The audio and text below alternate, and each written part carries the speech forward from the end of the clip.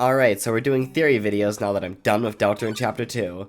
Now, Deltarune Chapter 3 is gonna come out at, some point. In this video, we're just gonna be, talking about what I expect from Deltarune Chapter 3. Now, let's start things off with what we know. The Dark World is gonna take place inside the Dreamer household.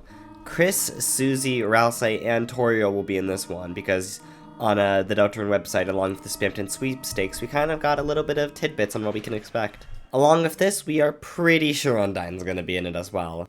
This is because at the end of Chapter 2, Torio calls the police. We know that there will be two people called the Weatherman and a Green Room. We can guess that this Dark World might also have a TV theme from the weird TV smiley guy at the end of Chapter 2, who we can also assume to be Mike, who has a connection to Spamton. However, the TV being Mike is mostly speculation. From what I understand, in this chapter, we're going to be learning a lot about the Dreamer household. Probably we're going to learn about the divorce between Asgore and Toriel and why that happened. We're also going to probably learn a lot about Asriel, and Toriel's probably going to meet Rousey, but that's for later on in the video. Now, considering we're going to be learning a lot about the Dreamer household, we can assume that the secret boss of Chapter 3 is going to have something to do with the Dreamers. A lot of people think that the secret boss will actually be the flowers that Asgore gives Toriel. However, I guess I'm not against that idea. Having a Flowey-esque box to represent the Dreamers would be really interesting. I realize I just said, boss, not box. But another idea people think could be the devil horns. Chris wanting to be more like Asriel. Along with this, there is the boss Asriel made on his computer. Or I don't know if it was computer or hand-drawn, but Asriel did draw a boss. So that could be a final boss or a secret boss representing Asriel. There's also the divorce papers. That could be a secret boss. We don't seem to know a lot about Chris, besides just what we know about town, so actually going into Chris's house in a Dark World might actually tell us a lot about what Chris feels and what Chris actually thinks about. Speaking of Chris and his family, Toriel. Now, in Chapter 2, we got a quote-unquote weird route where we were able to basically manipulate Noelle into killing everybody. Now, I agree with the popular opinion that we would be able to do the same with Toriel. We would be able to use Toriel's motherly instincts to basically protect Chris. Some people, including myself, think that this could be pushed as far as Toriel actually killing Undyne, which is very interesting. Toriel in the Dark World would probably have healing magic and fire magic, similar to Rousey, except with fire magic. Along with possibly a pacify, because Toriel is a pacifist. Along with this, Rousey might meet Toriel, and that would be interesting as Toriel might actually get Rousey confused for Asriel. I assume that Chris and Susie would try to convince Toriel that it's all a dream, and so considering that Toriel thinks she's dreaming, it wouldn't be too hard for her to consider that Rousey is actually Asriel. Which, if that does happen, we might get to learn even more about Asriel and Chris. Anyways, on to Undyne. Undyne is not the heroic warrior she was in Undertale. She is a bored police officer who just wants to fight. I'm not expecting an Undying the Undying moment, or if she's defeated in battle, I don't expect her to, be determined and come back to fight us. She kind of just seems like someone who just wants to fight. She doesn't seem as heroic as her Undertale counterpart. Of course, I could be proven wrong.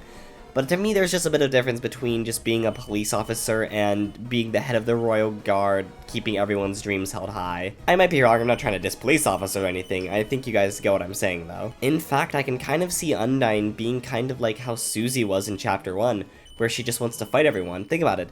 If Undyne is also convinced that this is a dream, then she might just try to attack and hurt people because she thinks it's a dream, and that's what Undyne wants to do. As we know from Undertale, Undyne isn't exactly a pacifist, so there could possibly be discourse between Toriel and Undyne, as one wants to be peaceful and one just wants to stab stuff. We might even get a scene about Susie trying to explain to Undyne that maybe fighting isn't the correct way to do things, which could be a big, character growth moment for Susie. We know that the Dark World in Chris's house might have something to do with cowboys and the weather. We know this from Spamton sweepstakes. However, Toby Fox did say some things were cut. Now, back to earlier, I think that the main boss of Chapter 3 is going to be Mike. Now, I'm guessing that Mike is the TV guy we saw that has a connection to Spamton. However, my thoughts on Mike are, I believe that Mike has a very big connection to Gaster, possibly even meeting him and being... We believe that we believe that Mike was the one who broke Spamton, and I don't expect Mike to be just someone manipulated, since Gaster manipulating Mike into manipulating Spamton just doesn't really fit right into my head. Mike seems like more of a big bad guy who knows what he's doing, who knows he's being evil and doesn't care. I don't see him as a sympathetic character who's going to join our side. I see him as more of someone like King who we're going to defeat for good. Of course, in this chapter we're probably going to learn a lot about Spamton too, due to Spamton's connection with Mike, and we're probably going to learn more about Gaster. I actually see us not learning too much about the Knight, because Chris was the one that made this dark fountain. Yeah, I think we're going to end up defeating Mike, though it's going to be weird since we can only have 3 people in a party, and we're going to have Chris, Susie, Rouse, Undyne, and Toriel. So I assume either we're going to be split. We're probably not going to fight with all 5 party members, because that doesn't really seem like Toby Fox's style of doing things. Well, I got distracted from talking about Mike. Anyways, yes, Mike. The TV villain I expect to be more sinister than anybody we've seen so far.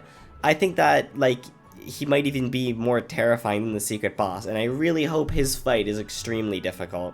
So in all, we have a chapter where we learn more about the Dreamers, get to learn a bit more about Spamton, possibly get to learn more about Gaster, possibly some Susie character growth. We get to learn about Azriel, Chris, the entire Dreamer family. We might learn more about the holidays along with that. So I think what I'm trying to say is there's a lot we can expect from Chapter 3, and I'm sure it's going to be a ton of fun. So much lore will be revealed, and we will get to relearn old characters and continue our adventure with the Laners. Thank you all so much for watching, and in the comments, if you have any ideas of what you expect for Chapter 3, or if there's anything you'd want to see in Chapter 3, make sure to let us know and we can all chat in the comments. I'll see you guys next time.